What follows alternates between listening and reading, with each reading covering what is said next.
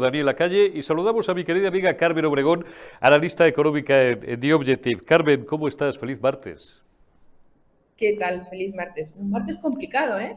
Mucho, Martes complicado, ya veremos cómo mucho. acaba la noche, qué Bueno, pasa en el Congreso de los Diputados, si se apuñalan, que es muy interesante, por desgracia, es muy triste, pero bueno, informativamente es verdad, es interesante. bueno, iba a terminar con esto contigo, pero lo vamos a hacer al revés. Vamos a empezar, puesto que hemos arrancado por aquí.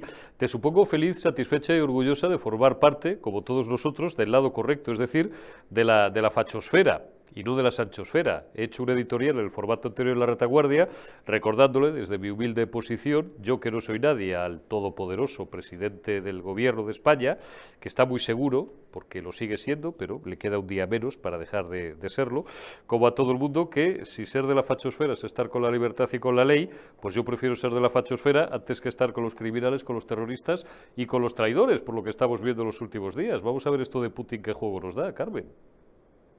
Pues fíjate que bueno, me parece tremendo, empezando por ahí, que un presidente de gobierno utilice esos términos siendo el representante principal de la principal institución, salvo la monarquía, gracias a Dios, salvada de la Ah, factura, del fachosfero del presidente, que se atreva a hablar así bueno, pues en el fondo es que es como que medio país, bueno, mucho más de medio país, está en contra tuya, tú estás en contra de medio país, ah, pero, perdón, señor presidente, usted es presidente del gobierno de todos los españoles, los que le han votado y los que no le han votado. Luego, ah, hablar en esos términos es ridículo, infantil ah. y enfermizo. La verdad que problemático. Yo no sé si estoy en la fachosfera, yo sé dónde está él y yo no estoy donde está él.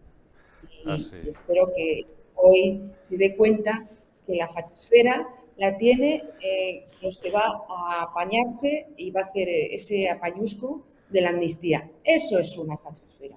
Qué Eso es. vergüenza España esté donde está, que se esté hablando de Rusia, entrando en un país, metiendo militares, queriéndonos sacar de la Unión Europea y que este presidente esté cruzado de brazos, critique a la justicia, critique a aquellos que pensamos que eso está mal.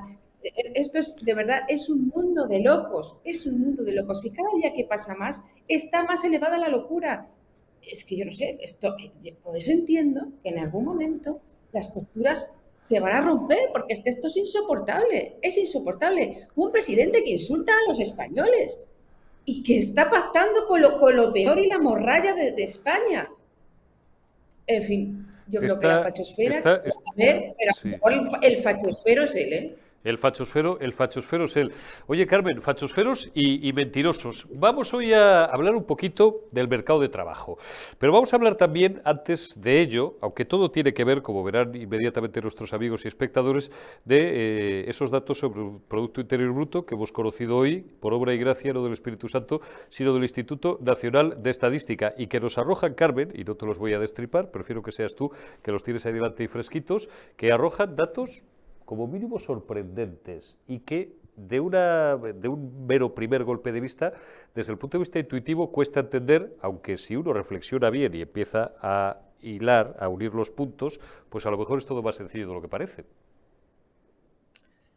Bueno, ayer les estaba hablando yo con Santiago Sánchez López, que es uno Sí, de tus grandes colaboradores, sí. eh, y es una persona que a mí me gusta mucho porque tiene las ideas muy claras, los números muy claros y ideas muy buenas. Y hablábamos precisamente de esto y nos hacíamos una apuesta a ver cómo iba a ser el PIB de este último trimestre.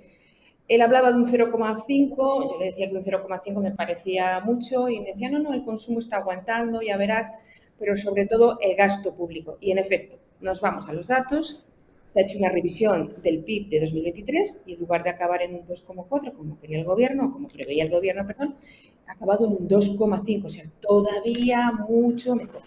Vamos, ¿qué lo van a vender? Bueno, no lo van a vender, lo están vendiendo como no podría ser de otra manera.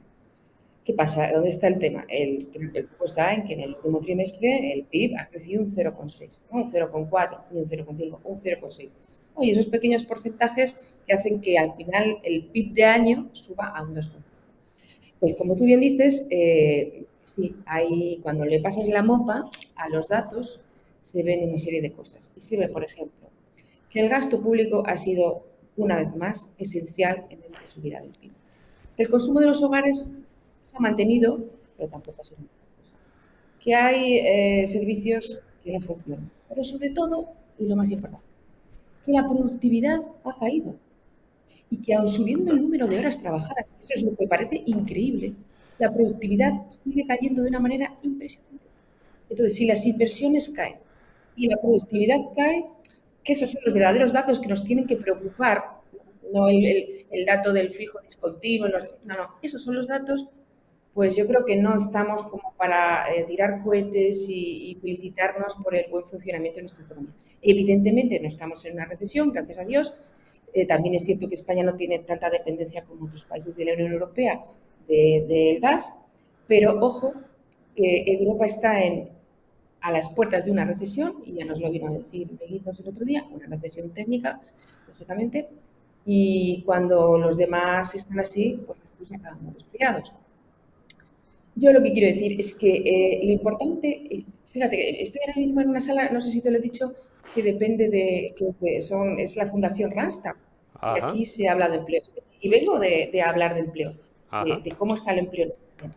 Y la conclusión a la que he llegado es que hay un verdadero desajuste entre las necesidades que tienen las empresas y la formación que reciben nuestros estudiantes y la formación de estudiantes que están terminando la carrera, que a lo mejor están estudiando una carrera que no es lo que verdaderamente corresponde a las necesidades de un país. Ese es el verdadero debate, ¿no? No las jornadas de la reducción de jornada laboral, sino qué es lo que de verdad tiene que estudiar o cómo se tiene que preparar esa formación profesional dual tan importante, cómo tiene que ser. Y yo creo que ahí teórico, hay un desajuste entre la realidad y lo que hace el BOE. Y ahí ese es el tema que nos debería preocupar y en el que deberían estar las administraciones y nuestros políticos estudiando. ¿Qué es lo que tenemos que hacer para producir más, para trabajar más, para ser más ricos, para tener menos pobreza, para ser un país más fuerte?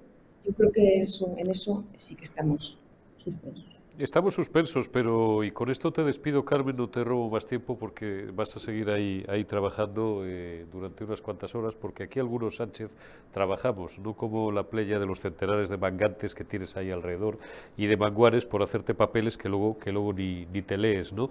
Yo, fíjate que casi como en la Divina Comedia he abandonado toda esperanza porque he llegado a la conclusión hace tiempo de que estos gobiernos de izquierda y de ultraizquierda lo que nos quieren es esclavos y subsidiados. ¿Cómo vamos a crear riqueza?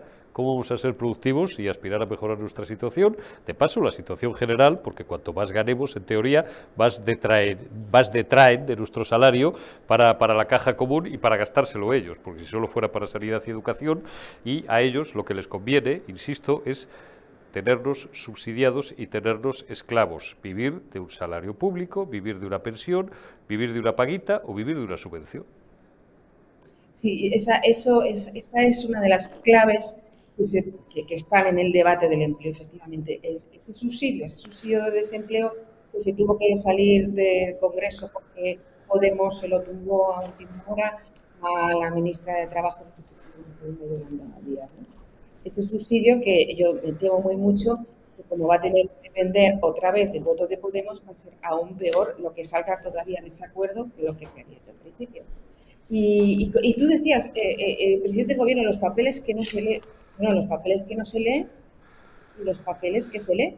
Porque fíjate, la semana pasada, cuando anunció esa inversión multimillonaria para Barajas de 2.400 millones de euros, y resulta que este señor no recordaba que esta inversión ya la había prometido desde el año 2021 y que además era un proyecto, un plan que en su día presentó el ministro Íñigo de la Serna. A lo que voy, como dicen los manchegos, resumiendo, como diría mi marido, resume, abrevia. ¿Cómo es posible que teniendo 800 asesores en Moncloa que están cobrando unos sueldados impresionantes, hablando de trabajo, un presidente del gobierno anuncia una cosa 35.000 veces? Es que esto es, como digo siempre, esto es patético. Es tremendo. Carmen Obregón, analista económica en The Objective, muchísimas gracias como siempre todas las semanas por tu tiempo y por tus análisis. Cuídate, te envío